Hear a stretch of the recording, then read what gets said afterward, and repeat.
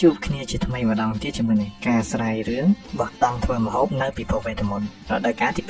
ហ្នឹងហើយអញ្ចឹងមុននឹងចូលសាច់រឿងយើងសូមអ្នកទាំងអស់គ្នាកុំភ្លេចជួយចុច Subscribe ម្នាក់មួយផងបាទ Please sir, I want some more.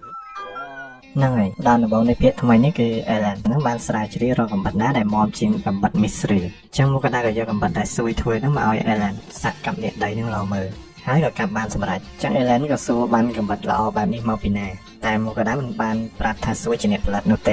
េហើយកំបិតល្អបែបហ្នឹង Ellen ហ្នឹងគឺត្រូវការពេល3ថ្ងៃដើម្បីវះសាច់នាគមួយនេះដោយនាគហ្នឹងធំឆ្នាំរបស់មុខកដាហ្នឹងមិនអាចចម្អិនបានទេហើយដោយត្រូវចាំដល់ទៅ3ថ្ងៃ Fenodora ហ្នឹងក៏ចង់ទៅដានចិនដើម្បីសាកពរពីព្រះនៃសង្គ្រាមដែលទៅតែនឹងបានហ្នឹងសូម្បីតែស៊ួយក៏ចង់ទៅពីវដែរដោយស៊ួយក៏ទៅពីវពេកមុខកដាហ្នឹងក៏យល់ព្រមតែដានចិនមុខកដានឹងចូលហ្នឹងគឺមាន30ជាន់ហើយវាអាចចំណាយពេលពី3ថ្ងៃទៅ1ខែចឹងអ្នកចោះឈ្មោះហ្នឹងក៏បានប្រាប់ឲ្យមុខកដារៀបអាហារនិងសម្ភារៈឲ្យច្រើនព្រោះថាពេលចូលទៅមិនដឹងថាមានរឿងអីកើតឡើងនោះទេហើយក៏មិនដឹងថាពេលណាអាចចេញមកវិញបានដែរម្យ៉ាងទៀតដានចិនហ្នឹងមិនដែលមានអ្នកណាបានសម្រេចវានោះទេចឹងមុខកដាក៏សម្រេចចិត្តមិនតន់ចូលព្រោះមិនតន់មានអាហារគ្រប់គ្រាន់ចឹងពួកគេក៏ដើរទៅផ្សារទិញអីវ៉ាន់ហើយមុខកដាក៏បានទិញនំប៉័ងការ៉ុតស្ពៃក្ដោបនិងខ្ទឹមបារាំងចឹងទៅដើរបានបន្តិចគេក៏ប្រទះនៅចង្ក្រានវេទមន្តមួយដែលធំគួរសមដែលចង្ក្រាននេះគឺជា model ទឹកនឹងចាញ់ថែមទាំងអាចធ្វើជា oven បានទៀតផងចង់ដុតមាន់យក្សទាំងមូលក៏បានដែរមុខកដាក៏គិតថាបើមានវានោះគេនឹងអាចធ្វើសាច់ដែលមានរសជាតិឆ្ងាញ់ជាងរាល់ដងតែចង្ក្រាននោះវាមានតម្លៃ860កាក់មាសចៃដន្យនេះ Fair លើមុខកដាគិតក្នុងចិត្តថាចង្ក្រាននឹងអាចនឹងធ្វើរបស់ឆ្ងាញ់បានគេក៏ប្រើមុខកដាទិញទៅចឹងគេក៏បានទិញវាទៅក្រោយមកមុខកដាក៏ប្រមូលឆ្នាំងធំៗដើម្បីស្តុកម្ហូបតែគេក៏បានធ្វើម្ហូបញ៉ាំយប់នឹងផងដែរចឹងមុខកដាក៏ប្រាប់ឲ្យស៊ុយទៅហៅ Fair និង Dora មកស៊ីបាយដែលម្ហូបថ្ងៃនេះគឺបាយស្ដាប់ជាមួយសាច់គោស្នែងក្រហមនិងសាច់នាគឆាចូលគ្នាហើយក៏ហូបយ៉ាងជាប់ចិត្តព្រឹកឡើងមុខកដាក៏បានចាប់ផ្ដើមធ្វើម្ហូបត្រៀមទុកស៊ុយនិង Dora ក៏ជួយចងសាច់ចឹងទៅដែលម្ហូបទី1នោះគឺសាច់បិសាចជ្រូកស្ងោរចឹងទៅហើយទី2គឺសាច់ជ្រូកព្រៃរុំស្ពៃក្តោបបន្តមកទៀតគឺសាច់គោឆាក្តៅនិងធ្វើប្រមាណមុខទៀតចឹងទៅពេលរួចរាល់សត្វគេទាំង3ហ្នឹងក៏ចង់ស៊ីតែនេះសម្រាប់ទុកនោះទេក្រោយមកស៊ួយក៏បានផលិតដាវមួយឲ្យមុខកដាដែលគេបានស្នើហ្នឹងពេលហ្នឹងជំនួយការម្ចាស់គេហ្នឹងក៏ហៅមុខកដាទៅយកសាច់នាគដីដែលបានប្រឡេះហើយពេលមកដល់ក៏ឃើញថា Ellen ហ្នឹងកំពុងតែឈួតនឹងឈាមនាគ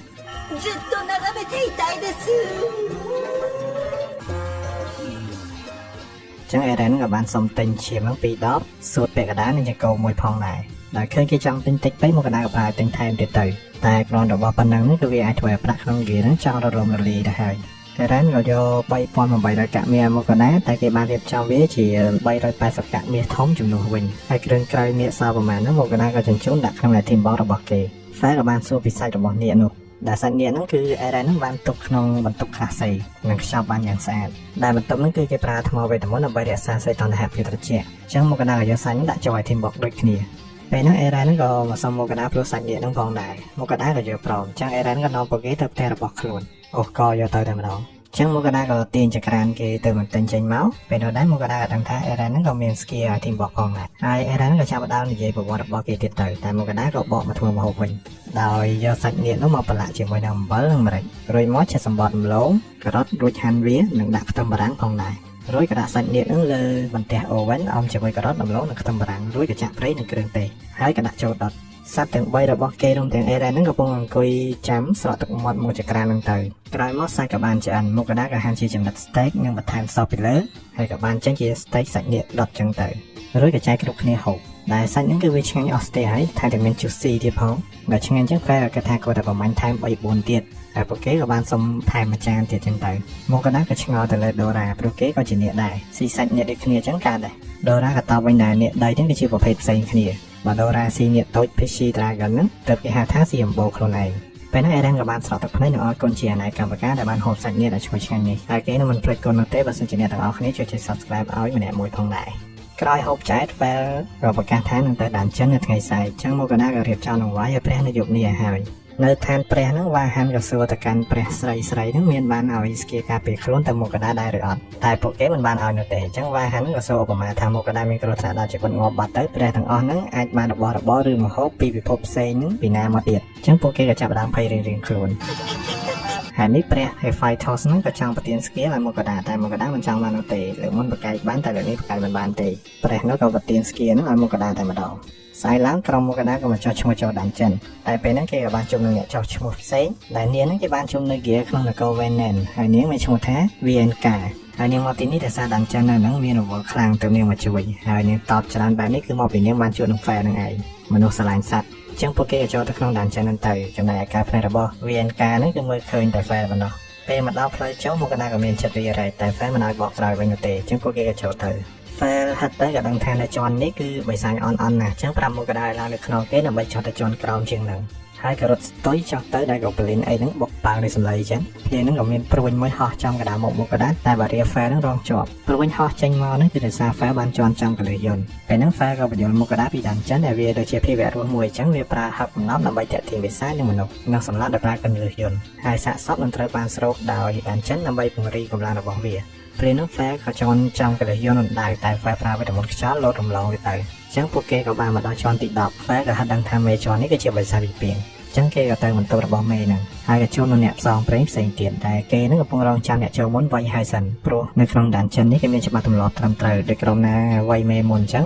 ក្រុមដែលមកក្រោយគឺត្រូវចាំក្រុមមុនវាយចាប់ទើបអាចចូលបានព្រោះថារបស់ដែលធ្លាក់មកហ្នឹងគឺបានតែក្រុមណាដែលវាយមុនអត់អាចទៅដណ្ដើមគេបាននោះទេហើយចូលជួយក៏មិនបានដែរលុះត្រាតែក្រុមផ្សេងហ្នឹងសុំមកជួយចឹងក្រុមមកដាងក៏នៅចាំនៅខាងក្រៅបន្ទប់ហ្នឹងក្រុមហ្នឹងក៏បានវាយចាប់ហើយក៏ត្រឡប់ទៅវិញព្រោះគេមិនបថយជីវិតចូលទៅជាន់ក្រោមទៀតនោះទេដែលពួកគេមានប្រពន្ធមានកូនត្រូវមើលថែចឹងក្រុមមកដាក៏ចូលទៅម្ដងតែពីពីងចេញមិនទាន់បានអីផងក៏ត្រូវដូរ៉ាដុតងាប់បាត់ទៅ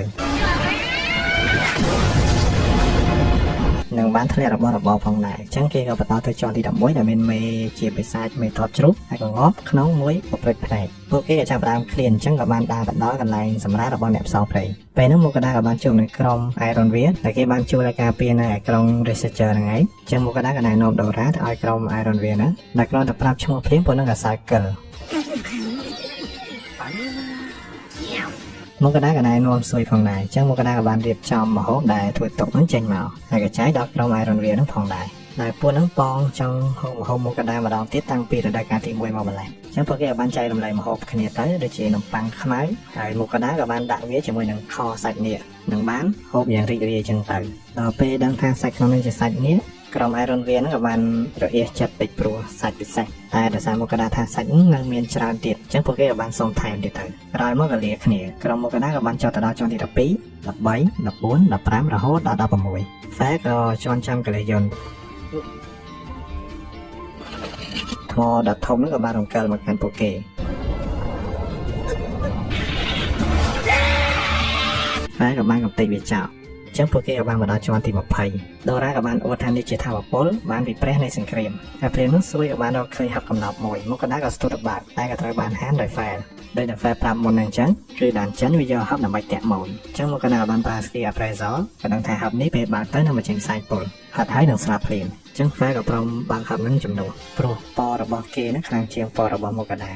ស្រាប់តែពេលហ្នឹងព្រះនិនរាហ្នឹងក៏មកសាប់ប្រាប់មកដាថាពណ៌ដែលនាងឲ្យមកដាហ្នឹងលែងជាពណ៌តូចតាចទៀតហើយវាបានវិវត្តទៅពណ៌ធម្មតាវិញព្រោះឯមកដានឹងបានទទួលពណ៌ពីព្រះផ្សេងទៀត3អង្គហើយផ្សេងពណ៌ឬជំងឺផ្សេងនេះមិនអាចធ្វើអ្វីមកដាបានទៀតទេអញ្ចឹងចូលលេងដានចិននឹងតាមសប្បាយចុះលើអញ្ចឹងមកដាក៏តបើកហັບនឹងដល់ខ្លួនឯងបើកមកគឺជាហັບប្រទេសមានតែផ្សាយពណ៌តែប៉ុណ្ណោះអញ្ចឹងគេក៏បន្តទៅជាន់ទី21ក៏បានរកឃើញហັບមួយទៀតធំជាងមុនតែវាជាបិសាចខ្លាំងខ្លួនប៉ុណ្ណោះមកដាក៏ដល់ដើមមីស្រីគេចេញមកហើយក៏បើកហັບនឹងទៅសត្វមួយក៏ចេញមកអញ្ចឹងគេក៏បានកាប់បាត់ភ្នែកទៅហើយក៏សម្លាប់បិសាចនោះបានទៅបិសាចនឹងក៏បានប្រែជាកូនហັບគ្រឿងអលង្ការដែលផ្ទុកដោយត្បូងផ្សេងនិងចិញ្ចៀនវេទមន្តផងដែរពួកគេក៏បន្តទៅជាន់ទី22ដែលជាន់នេះបានប្រែខ្លាំងទៅជាទីតាំងក្នុងព្រៃមានមេឃមានអីចឹងទៅនិងមានបិសាចខ្លាំងផងដែរហ្វែក៏ដល់ពួកគេចូលទៅសារទៅពេលហ្នឹងក៏ដោបយ៉ារ៉េងប៊ីហ្នឹងចេញមកស្វាគមន៍ពួកគេហ្វែក៏ឆក់ងាប់អស់ទៅ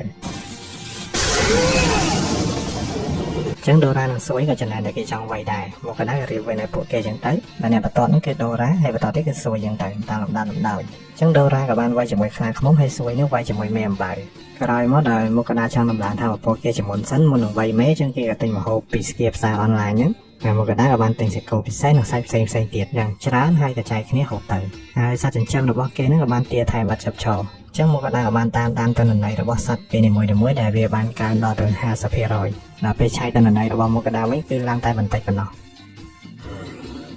ហើយក៏បញ្ចប់ត្រឹមហ្នឹងអបភ្លេចប្រាប់ស្គីដែលព្រះ Fighters ឲ្យតែមកក៏ដែរហ្នឹងគឺស្គី Perfect Defense ការការពារដល់ល្អឥតខ្ចោះ